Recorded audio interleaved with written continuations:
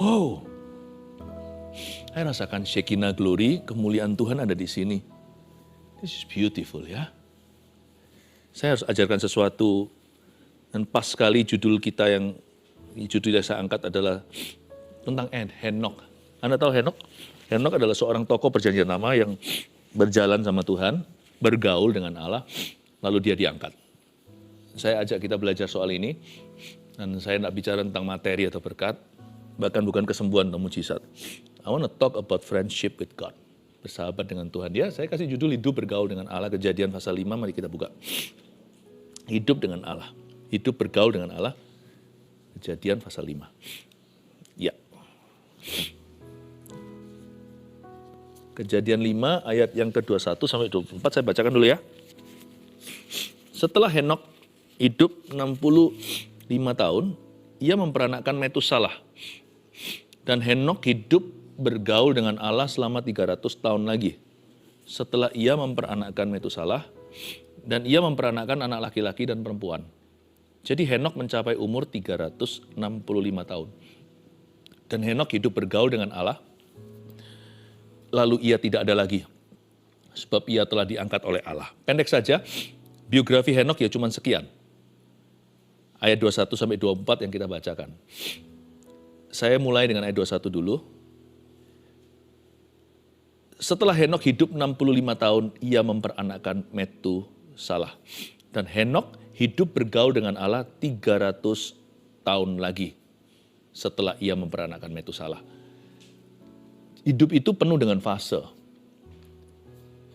Bergaul dengan Allah itu di segala aspek hidup kita. Betul sih, hidup itu penuh dengan dimensi kerja, keluarga, dimensional ya.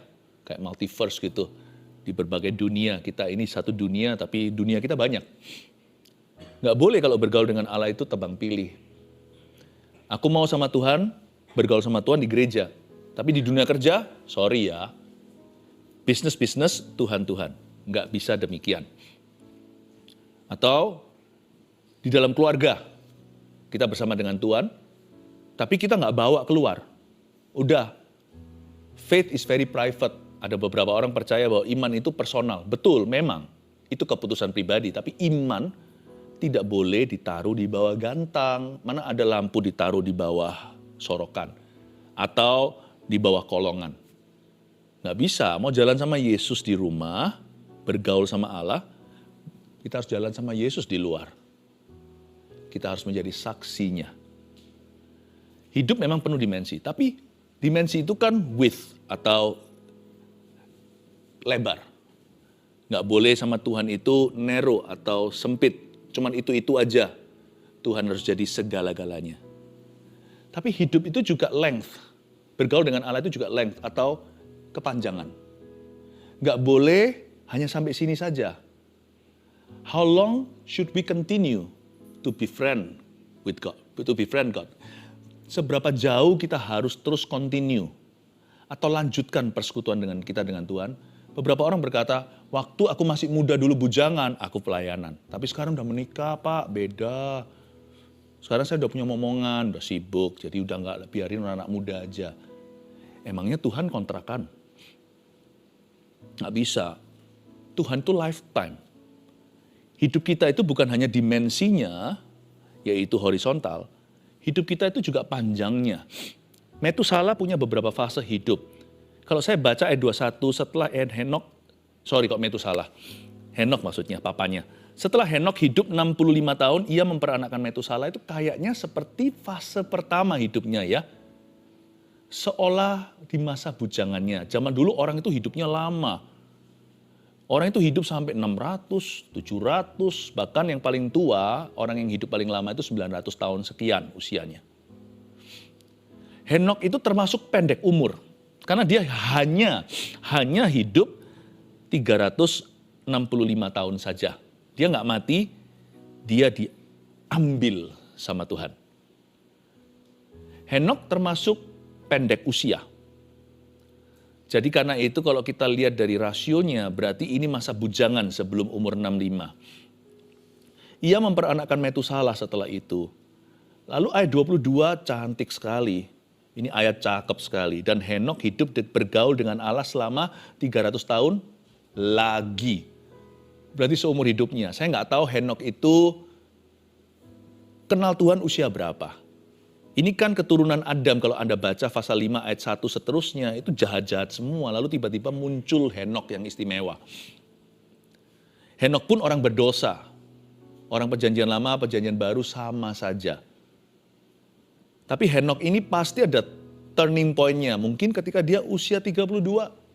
Atau mungkin usia 18. Atau lebih kecil lagi, usia 9. Tidak ditulis di Alkitab, di biografinya. Pokoknya ditulis fase ke-1 sebelum dia umur 65, waktu dia belum berkeluarga, belum punya anak pertama, anak sulungnya Metusalah. Dan dia kelihatan di masa bujangan itu melayani Tuhan ya. Nggak tahu berapa lama dia melayani Tuhan, sejak kapan. Pokoknya disebutkan bahwa dia bergaul dengan Tuhan. Dan ayat 22 lanjut, ada satu transisi. Bahaya penyeberangan. Bangsa Israel itu banyak yang hanyut ketika mereka menyeberangi sungai. Apalagi menyeberangi lautan. Kalau bukan karena Tuhan, Lautan Merah itu pasti menenggelamkan. Orang-orang Mesir aja nggak bisa dengan kereta kudanya kok. Kita harus waspadai. Hidup itu punya fase-fase. Fase bujangan, fase menikah. Lalu menikah pun setelah itu punya anak. Di dalam dunia kerja juga sama. Waktu merintis kerja itu fase 1, fase berikutnya mulai mapan. Lalu ketika melimpah, nah disitulah kita kelihatan. Apakah kita berubah sama Tuhan? Kalau Tuhan jangan tanya, Tuhan nggak pernah berubah. Tuhan Yesus tidak berubah dahulu, sekarang, sampai selama-lamanya. Malah Tuhan itu menyuruh kita berbuah pada musimnya. Artinya jangan sampai berubah. Berbuah, bukan berubah. Jangan berubah setia. Coba bayangkan Anda yang muda dengan Anda yang tua. Apakah ada perbedaannya dalam kasih mula-mula? Tapi Pastor Philip, saya masih muda kok. Lah ya itu, yang anak-anak muda juga harus hati-hati. Anda harus tahan uji. Karena Anda belum menjalani, kita ini loh belum menjalani seumur hidup kita. Masih panjang di depan. Hidup itu penuh dengan fase-fase. Dan Henok hidup bergaul dengan Allah selama 300 tahun lagi. Berarti Henok continue untuk jalan dengan Tuhan. Sedangkan sekarang jangankan orang, gereja aja banyak yang berubah setia. Dahulu kala saat perintisan, 2-3 orang berkumpul, aku di situ, yang diutamakan hadirat Tuhan. 2-3 orang kan berkumpul, aku ada di sana. Jadi highlightnya kan aku ada di situ. Lalu ketika mereka baru berjumlah 120, itu pun kan banyak gugurnya. 380 tuh gugurnya kan waktu Yesus naik ke sorga, di depan mata orang-orang di Bukit Zaitun itu 500 pasang mata menyaksikan. Kok sekarang tinggal 120, mana 380-nya? Mereka harusnya down. Tapi mereka bersandar, bergantung dengan Roh Kudus, gak tanggung-tanggung, lidah api turun, berbahasa roh mereka. Berbahasa lidah dalam kebaktian mereka. Gak peduli orang bilang apa, ya kan? Dari dulu gak pernah beda sejak purbakala. Mereka disindir sebagai orang-orang yang mabuk anggur. Ini orang-orang fanatik, ini orang-orang gak waras. Sesat, bahasa roh sesat. Mereka gak peduli. Malah mereka berkhotbah ke orang-orang itu. Sampaikan berita kabar baik sama mereka. Gak semua bertobat, tapi 3.000 cukup banyak. Tapi setelah gereja masuk ke fase berikutnya, kayaknya Roh Kudus sudah gak masuk tender lagi. Kayaknya Roh Kudus sudah cukup kontraknya. Cukup kamu sampai bangun kami di titik ini. Lebih dari ini, we can do it on our own. Kita bisa sendiri kok. Karena sekarang semua fasilitas sudah canggih. Yang fasilida banyak. Saya nggak mau berubah setia. Nambah boleh. Jangan berubah. Yang patut diubah hanyalah sifat dosa kita. Jadi kebiasaan buruk kita, sifat-sifat kita, karakter yang kasar, itu perlu berubah. Tapi apa yang dari Tuhan jangan diubah. Saya dulu itu dijamah Tuhan. Secara karismata, bukan sebagai denominasi. Karena waktu itu saya ada di Vancouver, Kanada. Gak ngerti lah yang namanya dunia gereja. Untung-untung ada gereja Indonesia satu. Tapi saya mengalami karismata, kasih karunia artinya Roh Kudus jamah saya. Saya tidak mau tinggalkan. Dan saya ingat waktu saya disambar dengan karunia bahasa lidah, dipenuhi Roh Kudus dengan berkat Pentakosta. Saya nggak ngerti Pentakosta itu apa. Bukan denominasi, bukanlah alat perdebatan.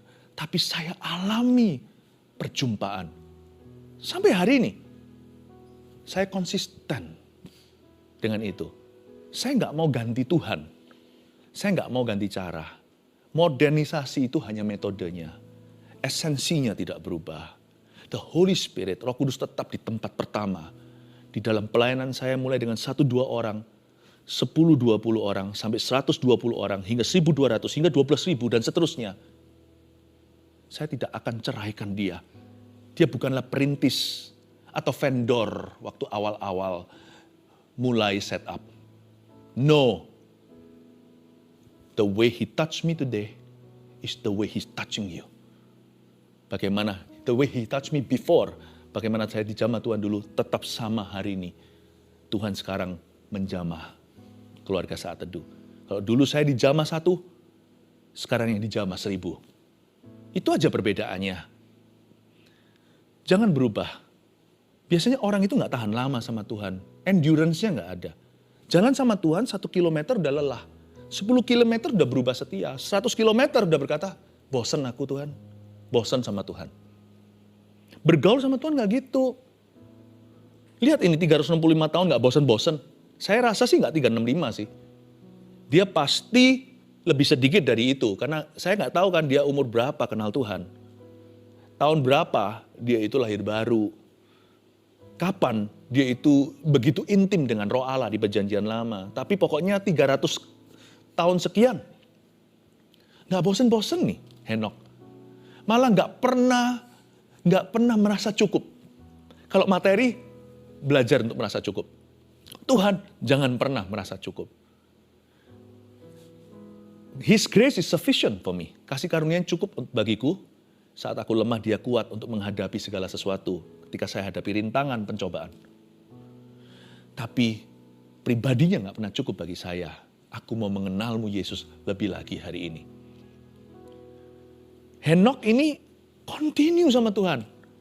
Gak seperti gereja-gereja yang sudah mengesampingkan Roh Kudus. Kayaknya berubah statement of ininya. Kayaknya berubah pernyataan imannya. Berapa banyak orang dahulunya di jamaah Tuhan begitu. Sekarang sudah jauh. Ya namanya berubah format. Saya gak mau berubah format. Kasih mula-mula aku aja belum sempurna kok. Terus disempurnakan. Ngapain gonta-ganti? Bergaul sama Tuhan itu gak bisa sebentar. Ditambahkan boleh, add upon. Jadi artinya, kalau dulu saya hanya taunya karismata. Sekarang saya juga mengerti tempatnya pekerjaan di dalam iman saya. Iman tanpa perbuatan dalam hati. Sekarang saya ngerti. Sudah masuk ke development atau perkembangan-perkembangan selanjutnya. Di mana saya diajari hal-hal berikutnya selain fondasi atau dasar-dasar iman. Ditambahkan, tapi nggak diganti bawahnya. Layer berikutnya, lapis legitnya. Lalu setelah yang layer kedua atau lapisan kedua itu sudah mapan, dikasih lapisan ketiga. Saya belajar untuk melayani, belajar untuk ini, belajar semakin mahir, semakin profesional. Tapi bawahnya itu nggak ganti. Ditambahkan iya. Tapi banyak orang itu sama Tuhan nggak tahan. Bawahnya diganti lagi. Makanya nggak pernah pekerjaan Tuhan bisa kelar dalam kehidupan kita. Fase-fase itu lanjutkan. Jangan pelin-pelan. Janganlah biarkan mahkotamu dicuri oleh orang. Henok hidup 65 tahun pertama, lalu habis itu hidup bergaul dengan Allah selama 300 tahun lagi. Dengan kata lain, Henok bergaul dengan Allah lagi. Setelah punya anak, gak berubah dia. Bedanya sekarang, seperti kata-kata Yosua. As for me and my house, we will serve the Lord. Kalau dulu, I serve the Lord, aku melayani Tuhan. Sekarang, aku dan seisi rumahku, kami melayani Tuhan. Itu aja bedanya. Malah ditambahkan, orang yang cari kerajaan sorga dan kebenarannya itu, gak akan dikurangi kecuali dosa dan sifatnya yang jelek. Orang yang mencari Tuhan dan kebenarannya, mencari kerajaannya lebih dulu, segala sesuatu akan ditambahkan. Kalau dulu dia melayani Tuhan sendiri, dia mencintai Tuhan seorang diri, sekarang dia mencintai dan melayani Tuhan bersama dengan keluarganya. Wah, bukankah sukacitanya bertambah-tambah? Malah bisa saling belajar satu dengan yang lainnya. Besi menajamkan besi, manusia menajamkan manusia, saling menginspirasi. Hidupnya nggak sepi. Jangan kita berkata, iya itu kan dulu, sekarang kan aku sudah sibuk lah apa. Bukannya justru kita gandeng Yesus di kesibukan kita, jadikan kesibukan kita itu ada dalam hadiratnya. Jadi Henokh mencapai umur berapa? Mencapai umur 365 tahun. Dan Henokh hidup bergaul dengan Allah. Lalu, apa? Ia tidak ada lagi. Hah? Sebab ia telah diangkat oleh Allah. Jelas-jelas ini rapture pertama atau pengangkatan yang terjadi di perjanjian lama. Ini kasus perkecualian karena orang ini memang kenabian. Dan Henokh hidup bergaul dengan Allah, lalu ia tidak ada lagi. Henokh itu gak terlalu peduli apa kata orang tentang dirinya, bahkan hidup selama itu pun gak sempat dia tulis biografi. Saya sayangkan kok cuma sekian, tapi ya sudah pengizinan Tuhan. Henokh itu gak terlalu pedulikan opini tentang dirinya. Dia sibuk mengisi waktu dan hidupnya dengan apa yang merupakan kehendak Allah yang dia sadarinya. Dan Henokh hidup bergaul dengan Allah, lalu ia tidak ada lagi. Henokh ini seperti Samuel. Juga seperti Rasul Paulus juga somehow, sedikit banyak. Yaitu orang-orang yang semasa hidupnya tidak dihargai seperti atau selevel waktu dia mati. Henokh ini biasa kan, gak ada orang tertarik ngomong apa, gak ada interaksi. Tapi ketika dia pergi, ayat ini menulisnya. Samuel juga sama, sampai bangsa Israel minta raja kok. Dalam hati kan dia bisa aja take it personally. Dia bisa aja merasa personal dengan itu. Kalian minta raja lah, akunya apa? Meskipun bukan raja, dia itu nabi, dia itu imam. Tapi kan Samuel itu pemimpin bangsa. Mereka minta raja seperti tetangga-tetangganya orang Kanaan. Samuel itu gimana? Tapi waktu mati coba, rajanya pun minta arwahnya kembali. Ke tempat salah lagi, ke tempat ahli nujum. Sama seperti Samuel, ketika dia mau pergi pamitan sama bangsa Israel, dia berkata, dia bicara itu Tuhan ikut bicara loh. Tiba-tiba ada guntur yang luar biasa sampai orang Israel ketakutan. Tolong tenangkan Tuhan. Samuel berkata, aku tidak akan berdosa kepada Tuhan dengan tidak mendoakan kamu. Samuel pergi. Paulus juga sama. Zaman itu kan dia selalu pupuk bawang. Dia itu underdog. Rasul-rasul yang diutamakan itu Petrus, Yohanes, Yakobus. Orang-orang Yahudi sangat gak memandang dia. Siapa dia? Surat-suratnya dan sebagainya. Dia sampai harus ke Yerusalem, jelaskan. Membawa laporan-laporan kemenangannya, report-report pelayanan, dijelaskan. Baru mereka shake hand, Petrus dan Paulus. Kemana-mana dia harus beritahu dalam surat-suratnya. Bahwa aku ini rasul yang dipanggil oleh Tuhan, bukan oleh kehendakku sendiri. Kasihan ya, Paulus mati. Seluruh dunia sekarang ini andai kata bisa duduk 1 jam sama rasul ini, hidup kita pasti akan berubah. Kalau saya boleh interview 1 jam, luar biasa ya kan? Coba bayangkan, dari pelajaran yang saya katakan sekarang ini, baik itu Samuel, Paulus, Rasul, maupun Henokh, apa yang kita bisa petik? Don't worry how people value you in your life. Just keep living your life in Jesus, for Jesus. Jangan peduli gimana orang itu menilai Anda di hidupmu sekarang yang sementara ini. Sibuk aja terus, hidupi hidupmu itu untuk Tuhan. Udah. Sebab orang yang bergaul dengan Tuhan, suatu hari kalau Tuhan datang kembali atau kalau kita mati, kesaksian kita akan terus sebagai legacy atau sebagai warisan bagi bumi. Jadi jangan terlalu worry your own achievement today, pencapaian Anda hari ini. How people take you, bagaimana orang menerimamu. Jangan terlalu khawatir tentang itu. Bergaul dengan Tuhan tidak akan khawatir tentang hal-hal ini. Karena kita sibuk bergaul dengan Yang Maha Kuasa. Dan lakukan bagian kita. Don't worry about this. Jangan takut, jangan khawatir soal ini. Karena ternyata hidup kita nggak berhenti sampai kita mati. Tuhan berjanji ada legacy, orang yang bergaul dengan Tuhan. Sekalipun dia ibu rumah tangga bukan public figure. Once upon a time suatu hari dulu yang namanya Henok itu juga bukan public figure. Tapi Tuhan itu punya sesuatu dalam dirinya. Dan itu tinggal tetap ketika dia tidak ada. Dan Alkitab mengatakan lalu ia tidak ada lagi.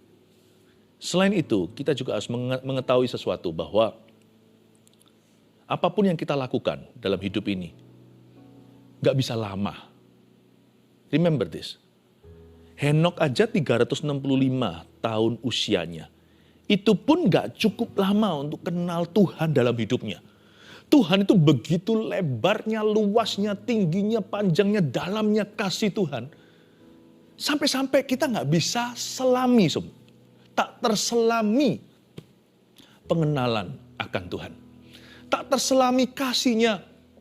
Oh betapa dalamnya, betapa lebarnya kasih setiamu.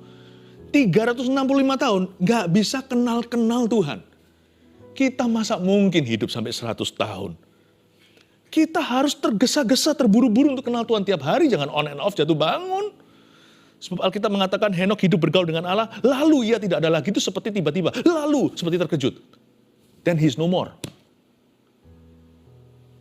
Saya takut khawatirnya. Saya gak mau khawatir hal-hal lain dalam hidup ini. Yang utama saya khawatirkan adalah saya gak cukup kenal Tuhan sebelum saya ke sorga. Mengapa? Karena semua serba tiba-tiba. Dan Henok begitu intim dengan Allah, kita mau usia kita aja gak sepanjang dia. Dia intensif, hidup panjang. Kita kurang intensif, hidup pendek. Jangan-jangan kita nanti gigit jari gak tahu apa-apa tentang Yesus waktu kita ke sorga. Paling-paling cuma tahu teologia dan merasa diri tahu. Kebanyakan kita itu kalau gak hati-hati kita terjebak dalam satu sindrom namanya SK, bantu saya, SKSD. Sok kenal, sok dekat sama Tuhan. Gak bergaul, gak sibuk bergaul. Sibuk untuk impress others. How much you know about God. Kita mau impress orang lain, membuat orang lain kagum. Kita ini setahu apa sih tentang Tuhan. Kita itu kenal dia dan sebagainya. Biar Tuhan yang mengakui kita, jangan kita yang ngaku-ngaku. Kita layani saja, kita lakukan kehendaknya. Selain itu ingatlah, apapun yang kau lakukan di hidup yang sementara ini, anything you do could be the last time you do it. Apapun yang Anda lakukan dan kerjakan dalam Tuhan, apapun itu juga, itu bisa jadi terakhir kali lo Anda lakukan. Kita nggak tahu ya, ini bukan nakut-nakutin, tapi hidup itu begitu. Kita nggak tahu kapan terakhir kali kita ke kantor. Bisa jadi hari itu terakhir, makanya itu, kalau kita ke kantor, lakukan itu sebagai pelayanan. Bukan berarti kita melayani Tuhan seperti di gereja, tapi sungguh-sungguhlah bekerja, jujur jadi orang, jangan menipu sesama, takutlah akan Tuhan. Profit itu profit yang halal. Karena kita tahu bahwa pekerjaan kita adalah pelayanan kita. Our work is our ministry. Anda tidak akan pernah tahu kapan Anda cium istri Anda terakhir kali atau suami Anda. Anda tidak akan pernah tahu kapan Anda cium anak Anda terakhir, kapan anak cium papanya terakhir kali. Kita tidak pernah tahu kapan kita terakhir ke gereja. Jangan telatan kalau datang. Gampang, nanti aja. Kita datangnya setengah jam setelah ibadah mulai atau seperempat jam. Jangan. Kalau mau datang sekalian. Orang nonton bioskop aja nggak mau ketinggalan kan? Popcornnya udah siap semuanya. Kita nggak mau ketinggalan. Bahkan reklamenya pun atau film-film yang masih ditayangkan kemudian sekarang ditunjukkan dulu preview. Itu pun kita nggak mau ketinggalan. Itu part of the entertainment. Kalau bioskop aja announcement pengumumannya kita nggak mau lewat. Jangan telat-telatan. Karena kita nggak tahu itu bisa jadi terakhir kali kita ibadah. Kalau saya khotbah, misalkan saya bagi firman seperti ini, saya juga nggak pernah tahu kapan saya terakhir kali akan memberi makan. Kita nggak pernah tahu kapan kita terakhir kali pelayanan. Kita kapan terakhir kali dilayani. Kapan terakhir kali kita melayani. Makanya itu, everything you do it as if it's the last time you're doing it. Apapun yang Anda lakukan itu seolah-olah terakhir kali engkau lakukan itu. You do it for Him. Kita lakukan ini untuk Dia. 3 poin, 4. Saya kasih 4, biar kenyang sekalian. Hidup bergaul dengan Allah nomor 1. Dari pelajaran ini reviewnya adalah sebagai berikut. Mengasihi Tuhan dengan segenap hati saat bujangan. Belajar dari Henok. Ketika masih single atau lajang,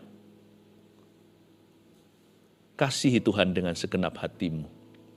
Saya ingat waktu saya masih single ya, kehidupan doa saya itu setiap hari 3-6 jam. Itu langsung ya, sekali doa 3-6 jam. Sekarang saya nggak bisa, karena kesibukan, udah punya keluarga, anak segalanya. Jadi yang pasti saya terjadi penyesuaian. Pagi hari, first thing first, saya saat teduh pribadi 1 jam. Lalu malam saya ada sesi pendek dengan Tuhan Yesus, dan di tengah-tengah waktu saya bekerja, saya selalu ada break-breaknya, ada titik-titik saya berhenti, dan saya menyapa Tuhan dan bersekutu dengan Dia. Mengasihi Tuhan dengan segenap hati saat bujangan, karena Pumpung masih bujangan, bangun sekencang-kencangnya.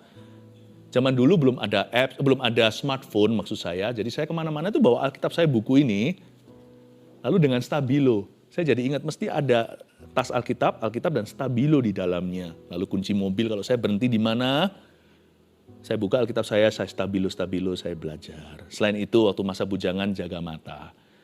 Berusaha untuk tidak jatuh dalam dosa seksualita. Kalau sampai saya goyah, cepat saya bertobat dan kembali pada Tuhan. Maksudnya mengasihi Tuhan dengan segenap hati saat bujangan itu bukan berarti jadi seorang Kristen bujangan yang sempurna. Kata mengasihi Tuhan dengan segenap hati itu artinya terus berusaha, terus bangkit. Terus mencoba ke arah yang benar. Kalau Anda masih single, make use of your time. Jangan mikirin terus melulu soal pacaran. Kalau memang belum waktunya, kusumpahi kamu, kata Kidung Agung. Hai putri-putri Sion, jangan bangkitkan cinta. Kalau sudah waktunya silakan. Cinta itu nikmat tapi ada responsibility-nya, ada tanggung jawab. Boleh lihat drama-drama, drakor segalanya, tapi jangan masuk ke fantasinya. Itu cuma lihat begitu aja. Kalau itu mengganggumu, ya sudah nggak usah sekalian. Supaya konsentrasi, fokus, belajar. Kalau ada waktu lebih itu, kasih untuk Tuhan. Nggak akan nyesel nanti, karena dialah fondasimu. Ingat ya, hidup kita nggak cepet tahun, nggak ada 100. 365 apalagi. 2, semakin cinta Tuhan setelah menikah dan punya keturunan. Gimana nih? Kita setelah menikah, setelah punya anak, makin cinta Tuhan atau enggak? Saya masih ingat pertama kali punya anak, lalu habis anak kedua, ketiga, selalu di usia tertentu ya nggak langsung baru lahir dari rumah sakit langsung bawa ke gereja, ya enggak. Tapi saya nggak pakai lama-lama, saya dan istri saya bawa anak itu ke gereja. Beda lah ya. Kalau dulu saya sapa bapak itu dengan tangan kosongan, waktu saya gendongan ada momongan gini, bapak itu rasa kayak seperti deket sama Tuhan itu nggak ada duanya. Karena sekarang seperti ada satu bonding antara saya dengan bapak, meskipun nggak bisa mengerti hati bapak sepenuhnya, tapi sekarang saya tahu remang-remang dan kira-kira, bapak, aku punya anak loh, aku pun seorang bapak, bantu aku, ada bonding tertentu. Kalau dulu hanyalah bapak anak, sekarang bapak anak dan bapak dengan anak saya, bapak sorga, bapak kami dalam sorga. Saya tunggu nanti nak kamu bisa bicara, nanti kita sebut sama-sama bapak kami yang ada dalam sorga. Bapaknya kami berdua, sama istri sama anak-anak saya, bapak kami. Bapak kami bertiga kalau anak baru 1 ya, sama istri. Sekarang bapak kami berlima, kami sekeluarga berlima. Kepinginnya begitu. Kalau nanti saya tunggu ya sampai kamu bisa mengenal bapakku yang di sorga. Tapi sambil begini, bapak dengan anak juga, tapi sekarang bapak dengan bapak. Rasanya itu, beda. Tapi sekarang trennya begini sih malahan. Banyak orang tidak mau ke gereja karena alasan anak. Kebalik ya. Ya enggak bisa anak. Enggak mau ke gereja karena alasan anak. Kan sayang menurut saya. Kenapa hilang kesempatan suatu hari bisa misalnya di gereja Mawar Sharon yang saya gembalakan itu banyak sih cerita begini. Ini jadi fakta lapangan. Papa mamanya CG leader, pemimpin kelompok sel. Anaknya juga CG leader untuk anak-anak. Juga pemimpin kelompok sel. Bayangin tuh bondingnya itu kalau pulang ke rumah. Karena kami alami juga dengan anak-anak kami. Bayangin itu ikatan batinnya itu loh. Gak sekedar papa anak tetap didisiplin, kadang-kadang nakal. Tetapi ada satu respek yang tiada duanya. Saling melihat sama-sama pelayan Tuhan. Ada satu bonding yang ekstra yang tidak ditemukan hanya dalam keluarga yang diikat dengan darah dan daging saja. Ada darah dan daging Yesus di dalamnya. Ada pelayanan, ada satu visi dan tujuan. Itu lain loh ketika saya lihat anak saya yang kecil, ajak-ajak teman-temannya untuk ikut kelompok sel, tanya sama saya lalu rundingan ketika anak saya yang besar, anak saya yang nomor 2, kita bicara tentang pelayanan, lalu kita sama-sama kayak tiba-tiba saya mundur sedikit badan seperti ini dan mengagumi Wow, we are partners now. Bayangkan, jangan jadikan anak sebagai berhala. Datang ke gereja, melayani Tuhan. Ini bukan demi attendance atau absensi. Ini demi visi dan pertumbuhan rohani keluargamu. 3, tiada hari tanpa luangkan waktu dalam hadirat Tuhan. Itu yang kita pelajari dari cerita Henok. Nggak ada hari tanpa luangkan waktu dalam hadirat Tuhan.